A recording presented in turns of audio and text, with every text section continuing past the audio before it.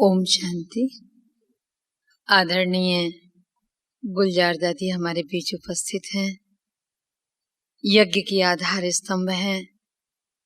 बचपन से ही भगवान ने जिसे माध्यम बनाया हो अपने बगीचे को गुलजार करने का, ऐसी आदरणीय गुलजार दादी हैं।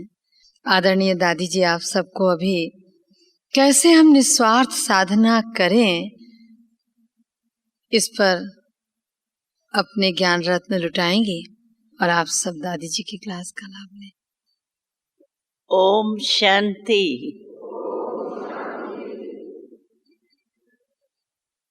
अभी अभी हम सब गीत सुन रहे थे, तो गीत ने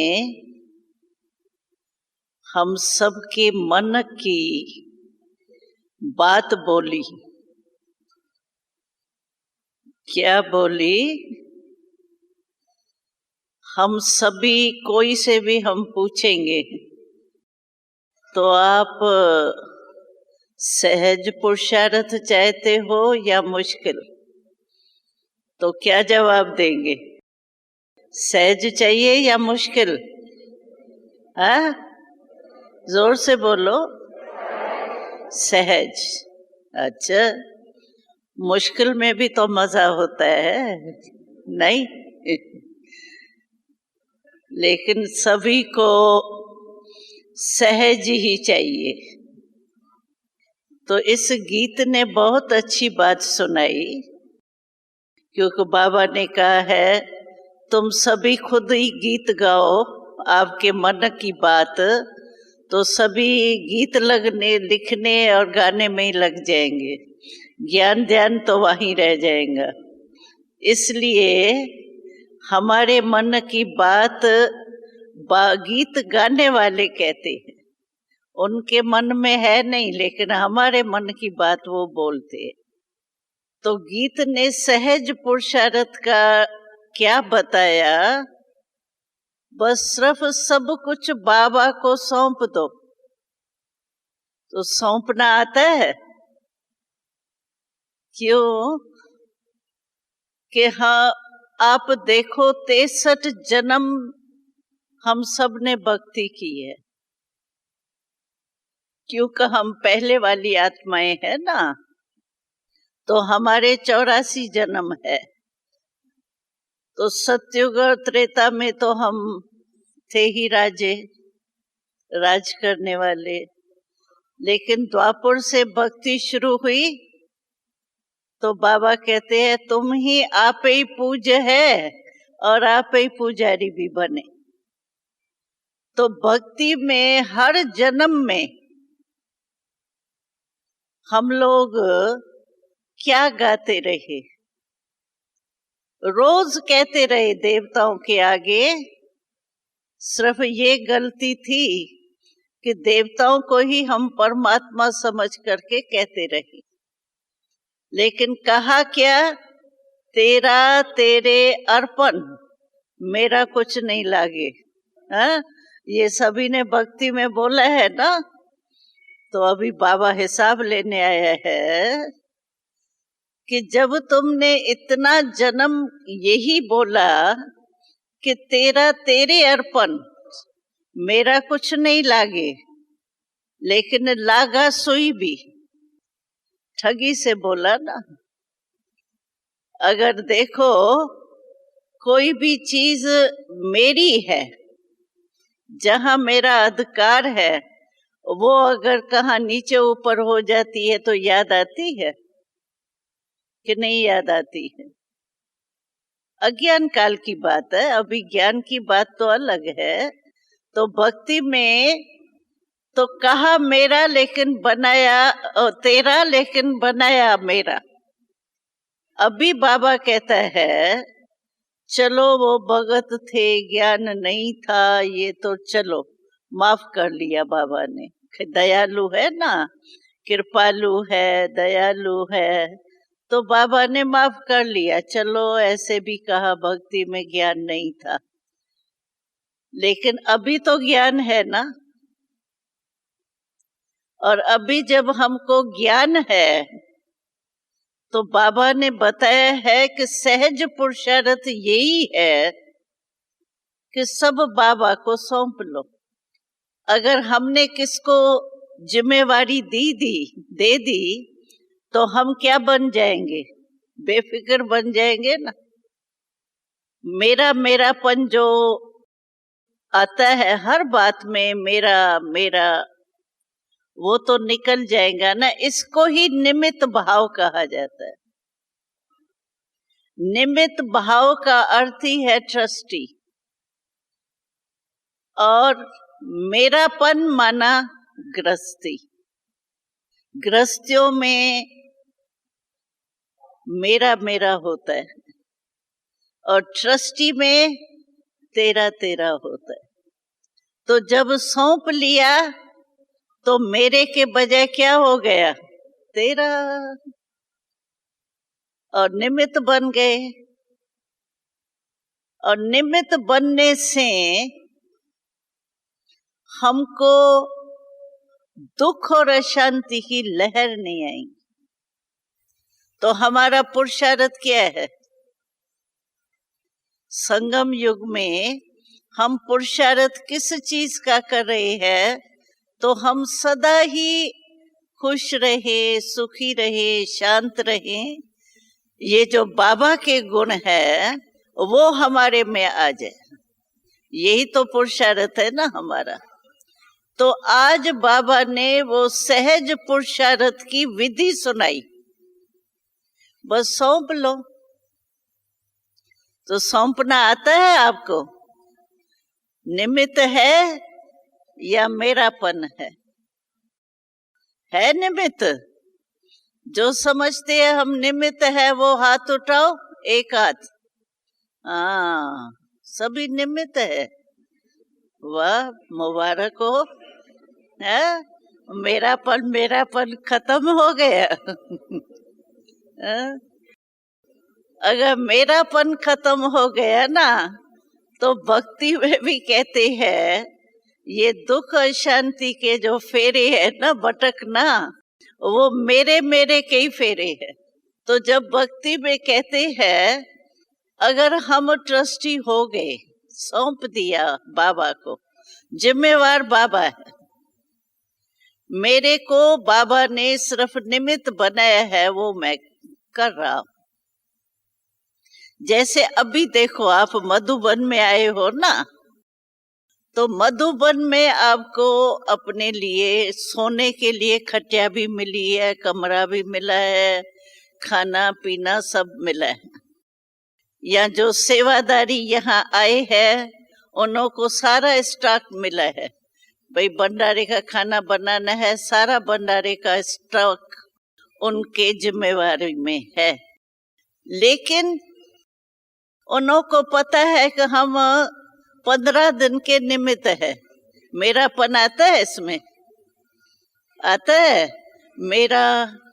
मेरी गेहूं की बोरियां इतनी पड़ी है, बस मेरी है, ये तो नशा है। आता है? नहीं आता है। क्यों? क्योंकि अपने को निमित्त समझते हैं। कारोबार तो सारी हो रही है ना, स्टॉक भी संभाल रहे हैं, स्टोर भी संभाल रहे हैं, लेकिन आपको पता है हम तो 15 दिन के लिए निमित्त है। तो ममता होती है? नहीं होती है ना। क्यों नहीं होती है ममता? निमित्त भाव है। और निमित्त भाव से दूसरा फायदा ये है कि निमित्त भाव समझने से आप में अभिमान कभी नहीं आएगा। मैं जो भी हमारे को समझो किसको विशेषता है, उनकी बुद्धि बहुत अच्छी है, प्लानिंग बुद्धि है, सब कार्य में सफल जल्दी हो सकता है क्योंकि बुद्धि तीव्र है। और किसको भाषा बोलने का विशेषता है, किसको कोई विशेषता मिली है, कोई को क्या विशेषता मिली है। लेकिन अगर उसको हम ये समझे मेरी बुद्धि होशियार है के बजाय अगर निमित्त भाव होगा तो वो समझेगा ये प्रभु प्रसाद है, मेरा नहीं है, मेरी बुद्धि, हमने तन मन धन सब बाबा को दे दिया, निमित्त भाव माना सब दे दिया। अभी बाबा ने फिर हमको दिया है, तो प्रभु प्रसाद हो गया ना। और प्रसाद में कभी भी, चलो गुरुद्वारा है, उसमें हलवा बनाते हैं, जिस माता ने बनाया, जिस माता ने आटा दिया, चीनी दी, जो भी कुछ किया, वो कहेंगी ये प्रसाद मेरा है, कहेंगे ना, ये तो गुरुद्वारे का गुरु का प्रसाद है, मेरापन तो नहीं कहेंगे ना। तो वास्तव में जो भी अवमान आता है ना, जो हमारे में कोई विशेषता है, ज्ञान में भी मैं भाषण बहुत अच्छा कर सकती हूँ, मेरी दृष्टि से बड़ा अच्छा प्रभाव, मैं योग में बैठती हूँ या बैठता हूँ तो वायुमंडल ही बदल जाता है। अभी ये मेरे में आया कहाँ से? भाषण मेरे को प्रभु प्रसाद है या मेरा है? हम तो अल्फ बे भी नहीं जानते थे, आत्मा परमात्मा का भी अर्थ नहीं जानते थे। तो इसीलिए ये प्रभु प्रसाद है, और प्रभु प्रसाद में अवमान कभी नहीं आ सकता। तो एक निमित्त भाव होने से आप देखो, आप अवमान से भी बच जाएंगे।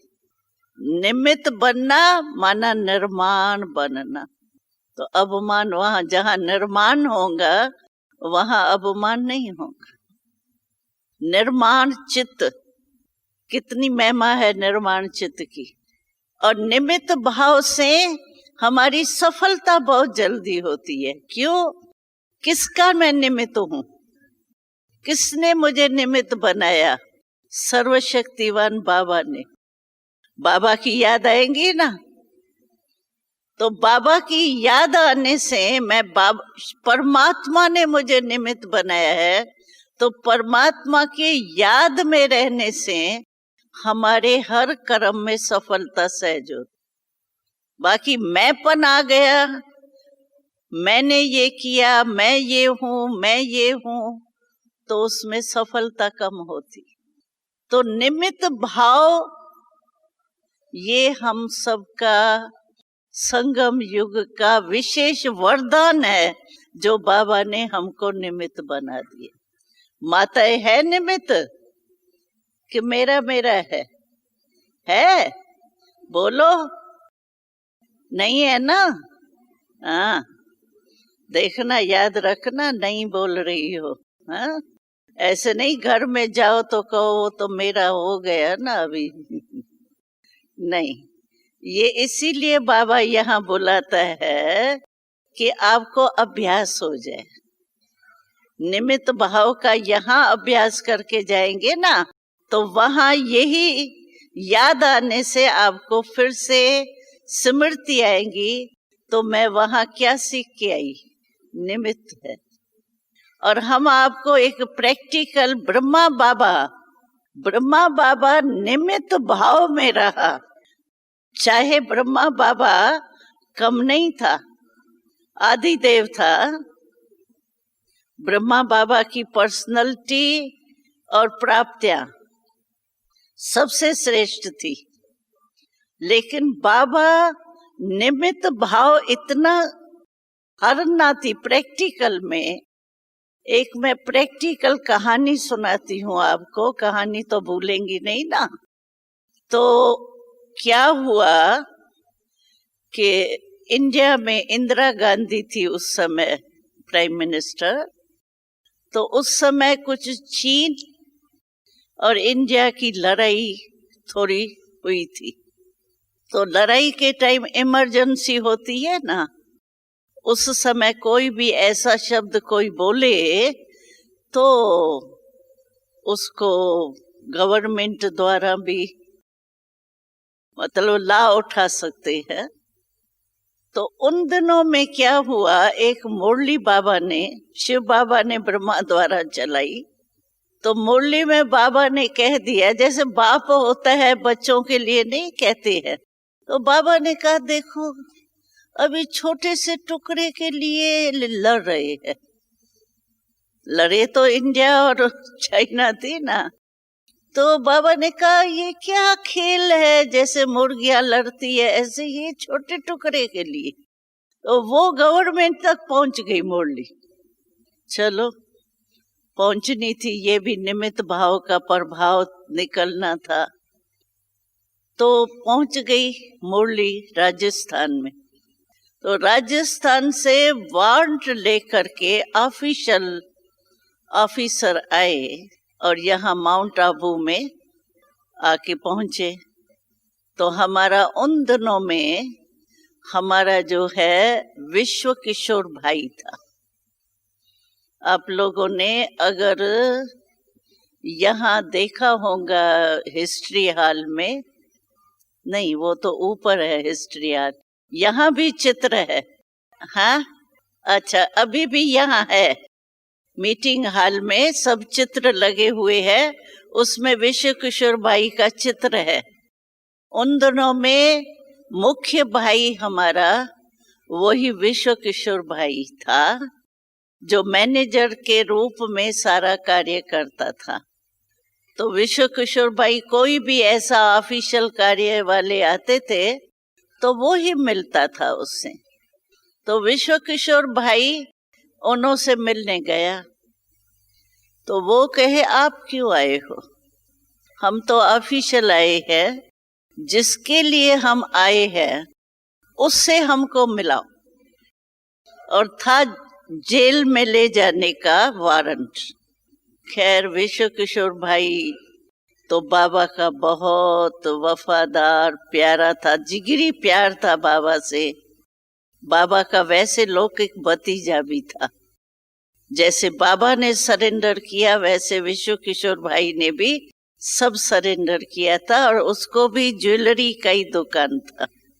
तो विश्व किशोर भाई उनसे बात करने की बहुत कोशिश करे, वो सुने ही नहीं कि जिसका वारंट है उससे मेरे को मिलाओ।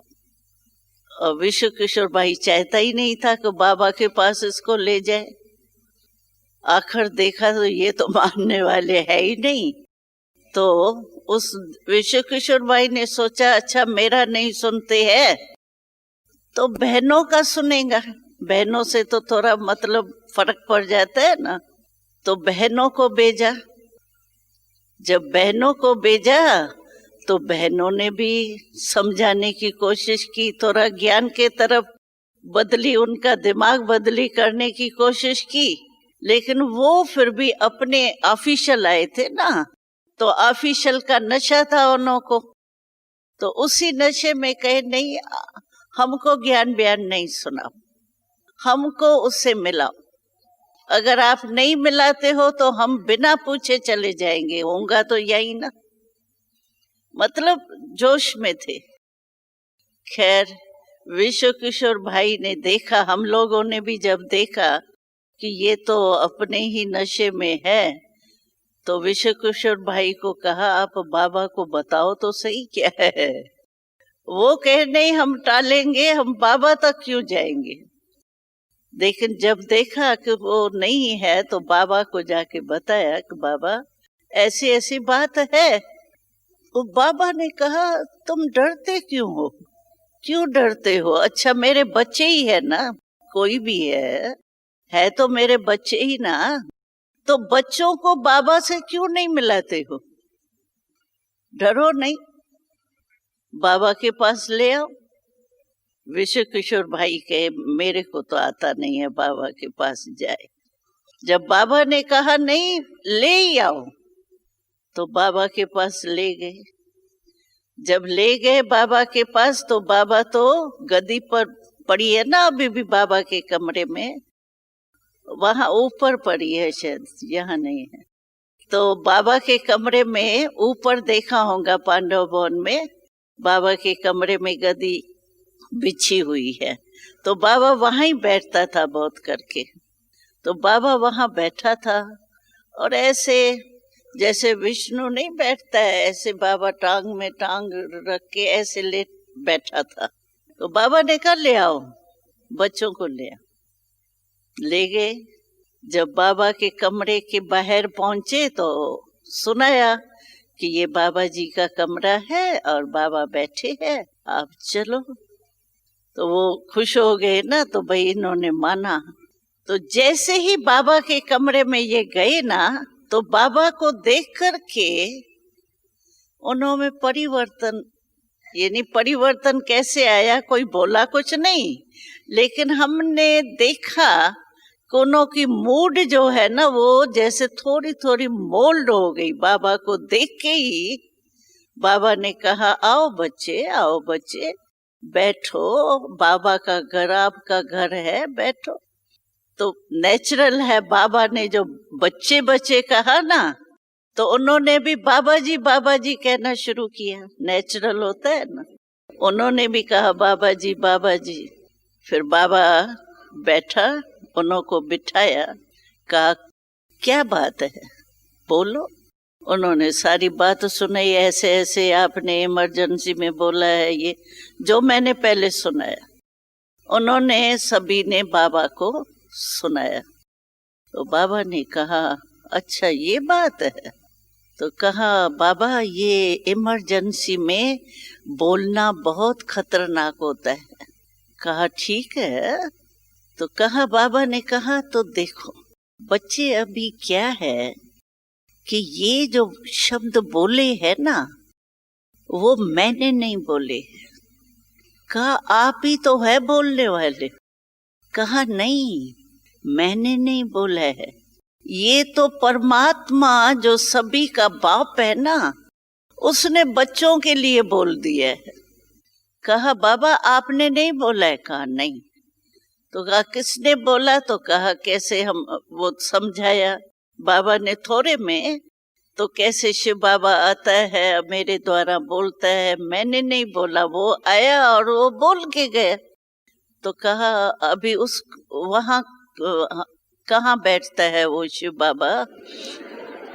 तो बाबा ने कहा शिव बाबा तो यहाँ नहीं होता है, वो तो परम धाम में होता है। परम धाम का वो बेचारे वायरे होते जावे, अभी परम धाम कहाँ है।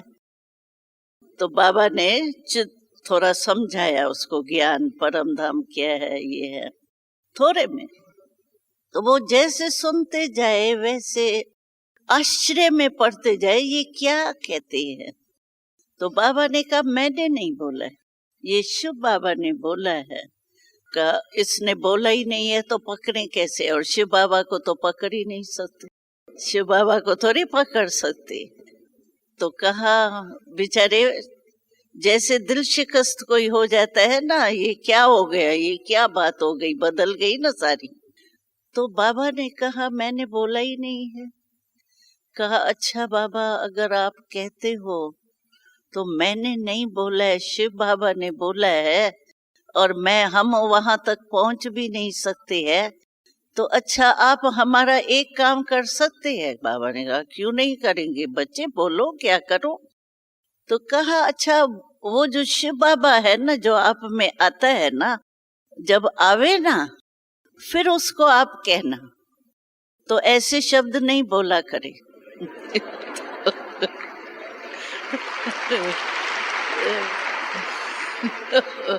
तो वो बेचारों का होश ही जैसे उड़ गया। तो ये क्या हो गया, यदि हम आए कैसे और कितने फलक से आए, और ये क्या हमारी बातें सारी वो हो गई। तो कहा बाबा हमारा काम जरूर करना।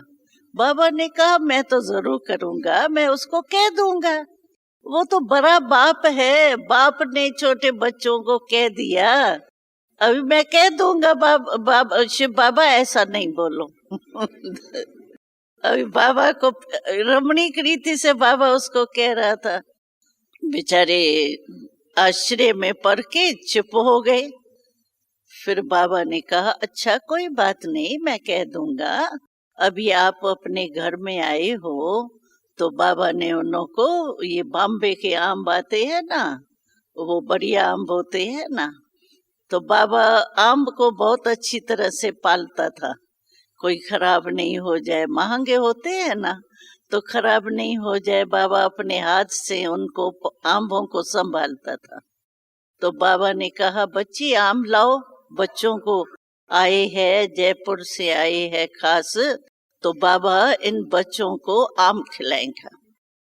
तो बाबा ने आम मंगाए और 2 जने थे, उनको एक एक आम बाबा ने दिया। तो वो बेचारे वायरे हो गए। तो हम क्या बोल रहे हैं, ले आ रहे हैं जेल के लिए वारंट, और हमको आम मिल रहा है। देखो ना, तो बात भी नहीं पूरी हुई, आम मिला और बाबा ने दृष्टि भी दी। तो बस वो दंडवत प्रणाम करने लगे। जो जाते हैं ना बाबा जी कह के, बाबा गद्दी पर बैठा था ना, तो ये दंडवत प्रणाम नहीं करते हैं, आधा लेट जाते हैं। तो इतने बदल गए वो, जो दंडवत प्रणाम करके बाबा जी हमारा काम करना, बाबा जी हमारा काम करना, ऐसे करके वो चले गए। तो ये क्या हुआ, निमित्त भाव हुआ ना, हुआ निमित्त भाव। अगर बाबा कहता हाँ मैं कहने वाला हूँ, मैंने कहा है, तो बात क्या होती। चलो वो तो बाबा मददगार है, कुछ भी नहीं होता, लेकिन कितना फर्क पड़ जाता बात में। और ये बाबा ने निमित्त भाव, सचमुच निमित्त हूं मैंने नहीं बोला, शिव बाबा बोलता है। अगर हमको भी ये निमित्त भाव हो, कोई भी विशेषता है हमारी नहीं है, बाबा ने दिव्य बुद्धि दी है, बाबा ने ज्ञान हमको दिया, जो हम औरों को देते हैं, भाषण करते हैं या योग कराते हैं या कुछ भी है हमारे में विशेषता, लेकिन विशेषता देने वाला बाबा है, मैं निमित्त हूं। तो निमित्त भाव का देखो कितना फायदा हो गया। अगर निमित्त भाव नहीं है ना, अवमान है, उससे नुकसान होता। तो आज कभी भी अवमान आवे ना, और अवमान की निशानी आप कैसे समझो कि मेरे में अवमान है या नहीं है। तो अवमान की निशानी ये होती है, जो अवमान वालों की को कोई भी थोड़ा भी अपमान करेगा ना, समझो वो समझता है मेरा तो भाषण बहुत अच्छा है। अगर कोई ने थोड़ा कह दिया आज आपका भाषण इतना अच्छा नहीं था, पहले बहुत अच्छा करते थे, अब भी इतना नहीं था, बस अपमान हुआ ना, गया। उसको अपमान वाले को अपमान बहुत जल्दी फील होगा, ये निशानी। इसीलिए बाबा कहता है न अवमान होगा न अपमान होगा, तो बच जाएंगे ना, अवमान से अपमान से भी बच जाएंगे, और निमित्त बनने से निर्माण भी ऑटोमेटिकली हो जाए। इसीलिए निमित्त भाव कभी नहीं भूलना, हमेशा बस मैं निमित्त हूं। ब्रह्मा बाबा अपने को निमित्त समझते थे, और हम तो उसके बच्चे हैं, ब्राह्मण है, ब्रह्मा के बच्चे हैं, तो हमारे में अवमान क्यों आवे। और है तो सचमुच आप में ज्ञान था क्या, आपको पता था परमात्मा का रियल परिचय क्या था। सभी सर्वव्यापी झूठा परिचय जानते थे, कोई सही परिचय तो था ही नहीं। परमात्मा था कहते थे, लेकिन परमात्मा आत्मा इसका परिचय रियल था क्या। मैं आत्मा हूं ये भी था क्या पता, शरीर भान में ही थे ना। तो निमित्त भाव बहुत फायदा करता है, बच जाते। और हमको याद है कि हम लोग जब मधुबन से 14 वर्ष तपस्या से नीचे आए, बाबा ने भेजा, कल यूपी का सारा सुना ना आप सभी ने। तो जब हमको भेजा तो हम लोग तो मेजॉरिटी जो है ना वो सिंध के थे, तो हमारी भाषा थी सिंधी, और भाषण तो सिंधी तो कोई नहीं समझेगा जहां भी हम जाएंगे, तो बोलना तो हिंदी। तो बाबा भाषण मुरली शुरू से हिंदी चलाता था, तो बाबा की मुरली सुनते सुनते हिंदी हम समझ तो गए, अभ्यास थोड़ा थोड़ा तो हुआ, लेकिन भाषण करते करते सिंधी ऐड हो जाती थी। आदत पड़ी हुई थी ना, नेचुरल वो सिंधी का था। तो हम लोग जब बाबा ने कहा सर्विस पर जाओ, वहां सभी को संदेश दो, ये करो, बड़ी सभा में भाषण करना, ये करना, तो हम लोगों ने कहा हमारी तो भाषा ही मिक्स है थोड़ी, कैसे समझेंगे। तो हम लोगों को बाबा ने हिम्मत दिलाई। बाबा ने कहा बच्ची कोई बड़ी बात नहीं, बाबा हम भाषण करने का अभ्यास ही नहीं है, यहाँ तो तपस्या की, बाबा की मुरली बाबा कई सुनते थे, कोई हम थोड़ी करते थे, सेवा तो थी नहीं, सिर्फ हमारी तपस्या और कर्म करते थे। वैसे थे 350 थे, रहते थे। तो बाबा ने कहा एक बात बच्चियां याद करना, जहां भी भाषण करो आप स्टेज पर खड़े हो जाना और यही कहना बाबा अभी आपके सेवा अर्थ मैं स्टेज पर खड़ी हूँ, अभी आप मेरे से जो कराएंगे वो मैं करूँगी। अपने ऊपर नहीं दो, पता नहीं मेरे को भाषण आएगा नहीं आएगा, हिंदी बोलेंगी सिंधी बोलेंगी, बाबा आपसे कराएगा, बस बाबा के ऊपर जिम्मेवारी कर लो। बाबा अभी मैं तो निमित्त बन के खड़ी हूँ, अभी आप जानो आपका काम जाने। और हमने देखा पहला जब हमने जाके भाषण किया सभा के बीच में, तो सचमुच ऐसा ही लगता था जो उन्हों को, हम ब्रह्मा कुमारियां तो नाम ही पीछे पड़ा, लेकिन हमारे को वो सभी पहले भाषण में उठने के बाद सभी ने यही सबके मुख से निकला, ये तो देवियां है, ये कुमारियां नहीं आई है, ये देवियां आई है, देवियां आई है, ये किसकी कमाल। अगर निमित्त भाव ये नहीं होता, बाबा को दे दिया, अपनी सौंप दिया, अपना मुख भी सौंप दिया, बुद्धि भी सौंप दी, तो देखो उसकी रिजल्ट क्या हुई। उन्हों को रवाजी कुमारियां नहीं दिखाई दी, उन्हों की यही रिजल्ट निकली, ये देवियां आई है, कहाँ से देवियां आ गई। तो निमित्त भाव में बहुत फायदा है। इसीलिए आप कभी भी, कई कहते हैं ना क्या करें, प्रवृत्ति में रहते हैं, जिम्मेवारी बाबा ने कहा है ना संभालना भी है, फर्ज अदाई पालन करनी है, तो मेरा तो आ ही जाता है ना बच्चे मेरे, पालना पड़ता है ना, उनकी सब बातें करनी पड़ती है, करो लेकिन ट्रस्टी होके करो ना। मेरा समझ के करने से, अच्छा मेरा समझ के करने से फर्ज अदाई, मम्मा ने एक भाषण किया था बहुत अच्छा, मम्मा ने कहा देखो बहाना क्या देती है कि हमारी फर्ज अदाई है ना, पैदा किया है तो फर्ज अदाई है ना, तो फर्ज अदाई में थोड़ा तो मेरापन आ ही जाता है, छोड़ना बहुत मुश्किल है। तो मम्मा ने कहा अच्छा फर्ज अदाई जिसको आप कहते हो फर्ज अदाई, आप क्या फर्ज अदाई कर सकते हो। अच्छा बच्चे को खांसी हो रही है, खराब खांसी होती है ना, जिसमें वो बहुत परेशानी होती है, मानो वो खांसी हो रही है, आप फर्ज अदाई पूरी करो ना, उसकी खांसी बंद करो ना, कर सकते हो। आपके गोदी में बच्चा शरीर छोड़ रहा है, बचाओ ना, करो ना फर्ज अदाई पूरी। दुखी हो रहा है किसी बात में, आप क्या फर्ज अदाई कर सकते हो। फर्ज अदाई भी पूरी तब कर सकते हो जब ट्रस्टी होके उसकी करेंगे, नहीं तो मोह में कुछ भी नहीं होगा। इसकी मैं एक और कहानी सुनाती हूँ, क्योंकि भाषण बहुत सुने हैं ना, इसलिए कहानियां सुनाती हूँ। तो क्या हुआ, हमारे कमला नगर में हम गए थे दिल्ली में, तो एक माता आती थी, शुरू से ही माताओं ने ही कमला नगर को सजाया, जो पहला सेंटर कमला नगर ही था, और दिल्ली में सेवा पहले तो सहन किया, लेकिन जो मकान पहला मिला था वो कमला नगर ही मिला था।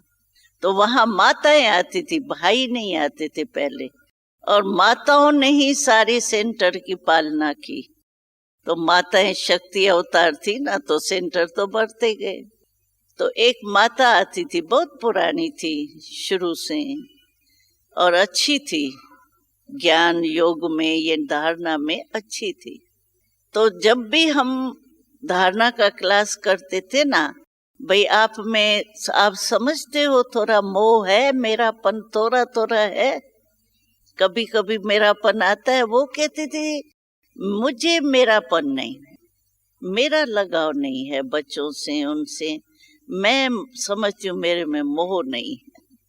चलो कहती है तो थोड़ी हम कहेंगे जरूर है तुम्हारे में, तो चलो ठीक है। तो एक दिन आई, वो क्या हुआ, जो उसका जो बच्चा था ना, उसको रात्रि के टाइम ये खांसी, जो बड़ी खांसी होती है ना, जिसमें लंग्स में भी आके दर्द होता है, चिल्लाते हैं बहुत, तो उसको रात्रि के टाइम ऐसा हुआ। तो उस समय तो डॉक्टर वगैरह भी रात्रि को कहाँ बुलाएंगी, शुरू इतने समय पहले की बात है, फोन बोन भी इतने इजी थोड़ी होते थे सभी के घर में। तो वो बेचारी परेशान। और फिर क्या हुआ, इसने कहा अच्छा डॉक्टर तो कहाँ नहीं मिल सकता, लेकिन हर एक अपने बच्चों के लिए घर में, मैं समझती हूँ वो हनी जो होती है ना, शहद, उसकी बोतल रखते हैं, भाई आई वेल के लिए शहद पिला देगी। तो कहा, मेरे को यही याद आया, तो ये इसको शहद पिलाना चाहिए, क्योंकि वो कहती थी कि जब वो चिल्लाता था ना, मम्मी बहुत दर्द होता है, ये होता है, तो ऐसे चिल्लाता था, तो मुझे ऐसे महसूस होता था जैसे मेरे को भी दर्द हो रहा है। तो मैं माखी को ढूंढने लगी। तो भाई माखी मैंने, है तो सही, मैंने रखी तो है, लेकिन जो मेरे को मोह आ गया ना, थोड़ा उसको फीलिंग आ गई ना, तो मेरे बच्चे को इतना दर्द हो रहा है और वो चिल्लाए तो मेरे को भी जैसे मैं ही चिल्ला रही, इतनी फीलिंग आई। तो उसी फीलिंग में कहती है, मेरे सामने सामने मैंने माखी आई वेल के लिए रखी जाती है ना, तो थोड़ा ऐसे ही स्थान पर रखी जाती है जो सहज मिल जाए, और ऐसे ही स्थान पर रखी थी। लेकिन जब मैं ढूंढने गई, यहाँ ढूंढू, वहां ढूंढू, यहाँ ढूंढू, ये जो है हनी, वो मिले ही नहीं बोतल। तो मैं और ही परेशान। तो ये क्या हो गया, मैंने तो संभाल के रखी थी आई वेल के लिए, और आज जरूरत है तो बाकी नहीं मिलती है, ये क्या। कहा, फिर मेरे को होश आया, तो ये क्या मैं कर रही हूँ, मेरे में, मैंने कहा मेरे में मोह नहीं है, आज तो मोह मेरा बाहर निकल रहा है। तो मैं योग में बैठ गई, बाबा की याद में, बाबा अभी तो आप ही इसको ठीक कर सकते हो, मेरे से तो हनी भी नहीं मिलती, मैं क्या करूं, न डॉक्टर आ सकता, न वो आ सकता, वो चिल्लावे। कहा, मैं थोड़ा टाइम बाबा के याद में बैठी और फिर मैं ढूंढने लगी माँ की, तो कहा सामने ही पड़ी थी। लेकिन उस समय मोह के मारे, यानी देखने में भी नहीं आया कि यहाँ ही पड़ी है, ऐसा मोह होता है। तो इसीलिए ये मेरापन जहां होता है ना, मोह मेरा में मोह होता है, और मेरा नहीं है तो मोह नहीं होगा। जैसे देखो, अभी हमारे पड़ोसी का कोई चोरी हो जाती है और हमारा रास्ते चलते छोटा सा पर्स गिर जाता है, समझो उसमें कोई ज्यादा भी नहीं होंगे, थोड़े ही पैसे, लेकिन मेरा पर्स जाएगा, मास के बाद भी मैं वहां से क्रॉस करूंगी, मैं कहूंगी मेरा पर्स यहाँ था। अभी पर्स झाड़ू लग के पता नहीं पर्स कहाँ गया होगा या कोई ने उठा लिया, लेकिन मेरे को आएगा मेरा पर्स यहाँ था, और दृष्टि जाएंगी ऐसे ऐसे। ये क्या है, ये मोह है ना, मेरेपन का मोह है ना। तो इसीलिए बाबा कहता है, दूसरे का लाख रुपया भी चला जाएगा, हाँ मर्यादा के माफक ये होगा कि भाई जाना नहीं चाहिए, कहाँ गया बेचारे को मिलना चाहिए, ढूंढना चाहिए, बस ममता नहीं जाएंगी, मोह नहीं जाएगा, दुख की लहर अंदर दिल में नहीं फील होगी। तो मेरे में इतना नुकसान है, मेरा माना गृहस्थीपन मेरा और तेरा माना ट्रस्टीपन। तो आप अपने से पूछो, ऐसे बाहर से ऊपर ऊपर से नहीं कहो मेरे में तो मोह है ही नहीं, है ही नहीं। नहीं, जब टाइम आता है तब पता पड़ता है मेरे में मोह है या नहीं है। ऐसे ऐसे टाइम आता है जिसमें चाहे कुछ भी हो, मैं ज्ञानी भी हूँ, योगी भी हूँ, लेकिन सूक्ष्म रूप में मेरापन कहाँ अटका हुआ तो नहीं है। और मेरापन अगर होगा तो आपको जैसा समय आएगा उस समय परेशानी जरूर होगी। और उस समय क्या कर सकते हो आप? और खास अंत के समय वो ही कमजोरी आपकी निकलेंगी जरूर। अंत के समय वो ही याद आएंगे। वो नहीं कहानी सुनाते हैं, एक बूढ़ा था, उसको कहा भाई अभी तो सब कुछ भूल जाओ और परमात्मा को याद करो, नारायण को याद करो, राम को याद करो। तो कहा हाँ नारायण, मेरा बच्चा नारायण, हाँ नारायण। अभी देखो मोह था बच्चे में तो नारायण वो विष्णु नहीं, उसको नारायण बच्चा ही याद आया। तो इसीलिए ये बहुत अंत काल, अगर सूक्ष्म में कहाँ भी कोई भी विकार, ये तो मोह की बात निमित्त के कारण चल रही है, लेकिन लोभ भी होगा या अपवित्रता के, काम माना कामना, काम अपवित्रता भी है, लेकिन काम माना कोई भी कामना भी काम है, कोई इच्छा। अगर कोई भी इच्छा रही हुई होंगी तो आपको अंत के टाइम तो बहुत इमर्ज हो जाएंगी। ये हमने बहुत मिसाल देखी है। ये अगर थोड़ा भी कुछ होगा तो याद आएगा, बहुत काल हो गया ना, बहुत काल से छिपा हुआ कोई भी विकार हमारे में अंदर रह गया, वो अंत में इमर्ज हो जाता। इसीलिए ये नहीं समझो कई मुरली से कोई और मतलब भी उठा लेते हैं। बाबा तो कहते हैं ना अंत में ही संपूर्ण होंगे, अभी कहाँ हो सकते। अभी अंत में होंगे, बहुत काल का पुरुषार्थ नहीं होगा तो अंत तो वही होंगी ना। अभी देखो आपको सभी को अनुभव है, बहुत काल का अभ्यास। अभी आप चाहती हो, अभी कोई पेपर आया, कोई समस्या आई, उस समय आप सभी चाहते हैं कि मैं अभी बाबा को याद करूं, चाहते हैं ना योग लगाऊं। उस समय योग लगता है? कितनी भी कोशिश करो वो बात याद आएंगी। बाबा के कमरे में भी जाएंगे, बाबा के चित्र के बजाय बात ही सामने आएंगी। क्यों? चाहते नहीं है कि बात आवे मेरे को याद, लेकिन योग नहीं लगेगा, बात याद आएंगी। क्यों? बहुत समय का अभ्यास है हमारा, 63 जन्म का अभ्यास है ना। तो वो 63 जन्म का देह भान का अभ्यास हमको देही अवमानी बनने नहीं देता। तो ये तो अनुभव सभी को ही होगा ना कि बहुत समय का अभ्यास, अभी इतनी कोशिश भी करते हैं तो भी क्यों नहीं होता, बहुत समय का प्रभाव पड़ता। इसीलिए आप ये कभी नहीं सोचना कि ये अंत में मैं ठीक कर दूंगी। कई भाई बहनें ऐसे कहते हैं, अच्छा मेरे में 7 शक्तियां तो है, चलो है तो शक्तियां बहुत, लेकिन 8 शक्तियों वाला चित्र तो सबको याद है ना, चलो 8 ही ले लो। तो कई भाई ऐसे कहते हैं मेरे में सिर्फ 1 शक्ति की थोड़ी कमी है, बाकी 7 ठीक है। लेकिन माया इतनी चतुर है, जैसे डाकू होता है ना, वो क्या करता है, जिस रात्रि को आप दरवाजा बंद करना भूल जाएंगे ना, उसी दिन ही डाकू आएगा। होता है ना ऐसे। जिस दिन आप थोड़ा सा दरवाजा खोल देंगी या ऐसा कोई साधन होगा तो उसी पर ही आएगा। तो ये माया भी कम नहीं है, क्योंकि हमने चैलेंज की है ना माया को।